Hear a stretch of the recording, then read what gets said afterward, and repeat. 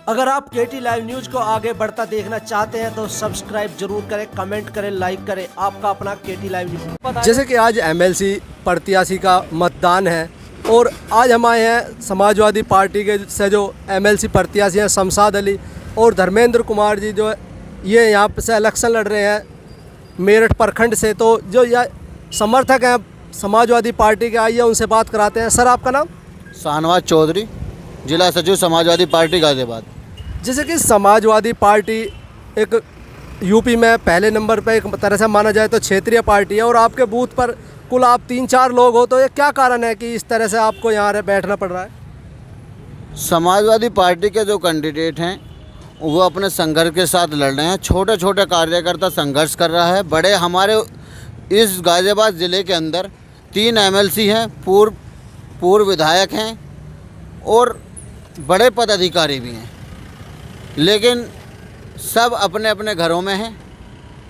कोई भी एमएलसी हो, कोई विधायक हो, कोई पूर्व जिला पंचायत अध्यक्ष हो, कोई जिला पंचायत हो, कोई भी क्षेत्र में निकलने के लिए तैयार नहीं है। लेकिन ये छोटे छोटे कार्यकर्ता अपनी मेहनत के साथ माननीय राष्ट्रीय अध्यक्ष अखिलेश यादव के निर्देश पर समाजवादी पार्टी के कैंडिडेट के साथ कंधे से कंधा मिलाकर चल रहे हैं। लेकिन हम सिर्फ राष्ट्रीय अध्यक्ष जी के निर्देश पे कार्य कर रहे हैं। जैसे कि सुबह से मतदान चल रहा है, तो अभी तक जो कद्दावर नेता समाजवादी पार्टी का यहाँ पर अभी तक कोई पहुँचा? कुछ नाम बताना चाहेंगे? अभी तक यहाँ कोई समाजवादी पार्टी का कोई कद्दावर नेता नहीं आया है। सिर्फ अखबारों में मीडिया के लिए कद्दावर नेता है। जनता के बीच समाजवादी का छोटा सिपाही, छोटा कार्यकर्ता ही वही कद्दावर है। तो एक तरह से जो कहना चाहेंगे, जो समाजवादी पार्टी में कद्दावर नेता है वो सिर्फ नाम के हैं, काम के नहीं है? मैं इस तरीके से नहीं कहना चाहूँगा कि वो नाम के हैं, काम के। लेकिन राष्ट्रीय अध्यक्ष जी ने जिसको जिम्मेदारी दे रखी है, इस राष्ट्रीय अध्यक्ष जी का जो फैसला वो सर्वमान्य है। उन्होंने जिसको दे रखा, हमारा काम है, हम अपनी मेहनत के साथ काम करना चाह रहे हैं। राष्ट्रीय अध्यक्ष जी ने हमें एक छोटे सिपाही के जरिए एक छोटे से पद पर एक छोटे से कार्यकर्ता करते के रूप में हम काम कर रहे हैं माननीय राष्ट्रीय अध्यक्ष जी अखिलेश यादव का हाथ मजबूत करने के लिए। और समाजवादी पार्टी का प्रत्याशी, यहाँ भीड़ कम है लेकिन वोट समाजवादी पार्टी के प्रत्याशी को अच्छी खासी मिलेंगी और समाजवादी पार्टी के दोनों प्रत्याशी मेरठ मंडल से सफल होकर जाएंगे, विजयी बनेंगे। अगर आज मान लो आप सफल विजय बता रहे हैं, अगर एक तरह से विजय ना हुए तो उसकी जो आप जो दोष देना चाहेंगे, किसे देना चाहेंगे? देखो, दोषी कोई नहीं होता। जनता जनार्दन है। जनता ने जिन्होंने मतदान किया है, हम उस चीज़ को देना चाहेंगे। हमारे अंदर कोई कमी रही होगी जो इसलिए अगर हम विजय नहीं हुए, लेकिन हम विजय होंगे, हमें पूरी उम्मीद है। एक तरह से पदाधिकारियों की कमजोरी नहीं कहेंगे आप? देखो, मैं किसी पे उंगली उठाना नहीं चाहूँगा कि पदाधिकारियों की कमजोरी है। माननीय राष्ट्रीय अध्यक्ष जी का सबको फैसला करा, हर एक आदमी अपने स्वभाव से है। अगर जिसको राष्ट्रीय अध्यक्ष जी का अपमान करना होगा वो मेहनत नहीं कर रहा होगा। जिसको राष्ट्रीय अध्यक्ष जी के लिए काम करना है, माननीय समाजवादी पार्टी पे काम करना है, ज्ञानेश्वर मिश्र पे काम करना है, राम मनोहर लोहिया जी के निर्देश पर काम करना है, मुलायम सिंह यादव जी के निर्देश पर काम करना है, वो हर समाजवादी पार्टी कार्यकर्ता काम कर रहा है। समाजवादी कभी संघर्ष से पीछे नहीं रहते। समाजवादी जो होगा वो कार्यकर्ता मेहनत कर रहा होगा। चाहे वो जिस इंसान के अंदर, जिस समाजवादी कार्यकर्ता के अंदर समाजवाद जिंदा होगा वो मेहनत कर रहा होगा। जिसके अंदर जिंदा नहीं होगा वो मेहनत नहीं कर रहा होगा। समाजवादी पार्टी मेहनत और संघर्ष के साथ है। संघर्ष ही समाजवादी नारा है। जैसे कि हमारे साथ युवा नेता मौजूद है सालिम तोमर, तो इनसे भी बात कराना चाहेंगे। सालिम तोमर जी, जैसे कि सभी यहाँ बूथ लगे हुए हैं भारतीय जनता पार्टी का, भैया इधर आपका बहुजन समाजवादी पार्टी का है, तो वहाँ पर सब काफ़ी भीड़ है। आपके बूथ पर भीड़ क्यों नहीं है? हमारे बूथ पर इसलिए भीड़ नहीं है क्योंकि जो बड़े कार्यकर्ता हैं, जो अपनी कोठियों में लेटे हैं ना, सबसे बड़ी कमजोरी उनकी है। क्षेत्र में सबसे जिम्मेदारी होती है विधानसभा अध्यक्ष की। विधानसभा अध्यक्ष ने एक भी दौरा किसी भी गांव में नहीं करा। मैं कहना चाहूँगा बीच में आपको रोककर, समाजवादी विधानसभा अध्यक्ष जो है उनका नाम बताना चाहेंगे? देवव्रत धामा जी हैं, जो जिम्मेदारी दी गई विधानसभा अध्यक्ष की। उनका कर्तव्य बनता है कि हर विधानसभा के गाँव में जाना चाहिए। जो भी वोट है, चाहे गाँव में 2 हों या 4 हों, उनसे जाकर डोर टू डोर जाकर मिलना चाहिए था। लेकिन ऐसा समाजवादी के कार्यकर्ताओं ने ऐसा कुछ करा ही नहीं कि ना किसी गांव में गए। और तुम्हारे जो ज़िले के नेता हैं, मैं जो कह रहे में कोई वो नहीं है बुराई, सब फेसबुक और व्हाट्सएप वाले नेता हैं। चाहे तुम्हारे एमएलसी हैं या विधायक है, पूर्व विधायक है, सब अपने घरों में लेटे हैं। कोई क्षेत्र में निकलने का काम नहीं है। ऐसे तो 2022 का चुनाव लड़ना भी बहुत मुश्किल हो जाएगा अगर संगठन मजबूत नहीं हुआ।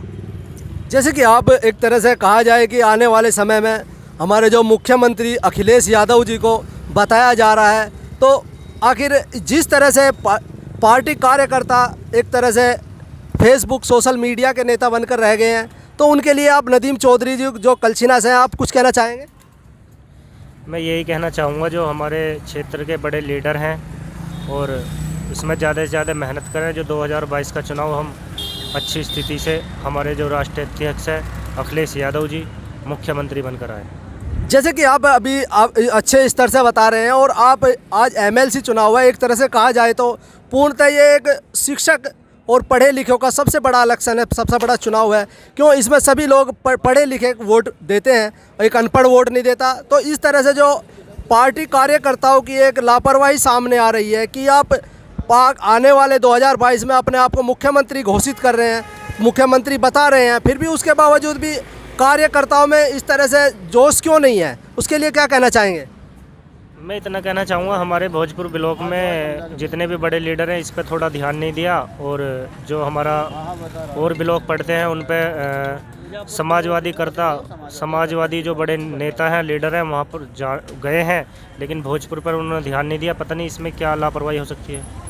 तो हम दोबारा से सालिम तोमर साहब के पास आना चाहेंगे कि जिस तरह से ये एक तरह से माना जाए तो एक मूंछों का चुनाव है भाजपा और समाजवादी पार्टी के बीच, और आने वाले मुख्यमंत्री अखिलेश यादव को बता रहे हैं समाजवादी पार्टी कार्यकर्ता, तो यह इस क्या साबित करना चाहेंगे उससे आप, जो अगर बाई चांस ये इलेक्शन हारा जाता है तो उसमें क्या कहेंगे?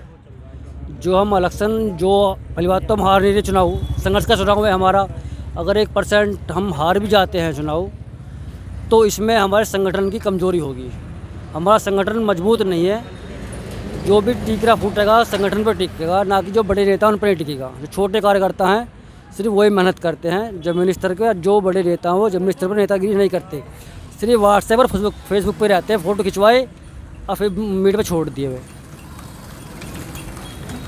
तो आप जो वे फेसबुक सोशल मीडिया वाले नेता हैं उनके लिए कुछ कहना चाहेंगे?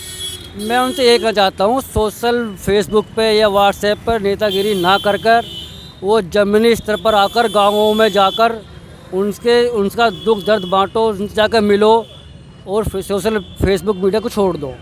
गांव जाओ, उनका सम्मान करो, बड़ों का सम्मान करो, उनसे जाकर मिलो, और समाजवादी की जो काम क्या है उनकी नीतियाँ बताओ। लेकिन ऐसा कुछ हो ही नहीं रहा, ना हम पे कोई आदेश आता है ऐसा। जैसे कि आप यहाँ वोट बना रहे हो, जो आ रहे हैं यहाँ पर लोग, तो आप पर जो जिम्मेदारी है, क्या क्या जिम्मेदारी है तीनों लोग आप जो यहाँ मौजूद हैं? हम पे सिर्फ ये जिम्मेदारी थी, हमें आदेश मिला जिले से, आप जाओ अपने बूथ पर बैठ जाना। बे बूथ पे बैठने का काम चलेगा? हमें आदेश देते हैं जिले वाले, आप जाइए अपने क्षेत्र में जाइए, जहाँ भी तुम्हारे गांव में वोट है आप उनसे जाकर मिलो, उनसे जाकर कहो उनके फला 1 तारीख पर शमशाद अली चुनाव लड़ रहे हैं, उन्हें वोट देनी है। लेकिन ऐसा किसी ने कुछ करा ही नहीं, ना मैं आदेश दिया, जाकर क्या दिया, जाओ अपने बूथ पर बैठ जाओ। अब बूथ पर जाकर के वोट मिलनी है, वोट मिलेंगी क्षेत्र में संपर्क करने से, ऐसे वोट नहीं मिला करती जाइए बूथ पर बैठ जाओ। कोई तुम्हारा यार, हमारा कोई नौकर थोड़ी ना है, हम जब तक हम उनके पास नहीं जाएंगे वो हमें क्यों वोट देंगे? जैसे कि देखा जाए तो एक तरह से ये कहा जाएगा कि ऊंची दुकान फीके पकवान, तो जैसे कि आपकी दुकान तो देखो अखिलेश जी पूरे फेमस हैं, विकास कराए हैं उन्होंने, और जिस तरह से ये कार्य किया जा रहा है एक तरह से पार्टी की छवि को और धूमिल किया जा रहा है, तो ये एक तरह से जो माना जाए तो आप 3-4 लोगों और बूथों पर काफ़ी भीड़ है, तो ये तो बहुत लापरवाही है। उसके लिए क्या कहना कार्यकर्ताओं से, पदाधिकारियों से और माननीय अखिलेश यादव जी से क्या कहना चाहेंगे? मैं अपने राष्ट्रीय अध्यक्ष जी से यही अपील करना चाहता हूँ कि जो संगठन है इसको दोबारा खड़ा करना चाहिए। ये जो संगठन है काम करना चाहता ही नहीं है।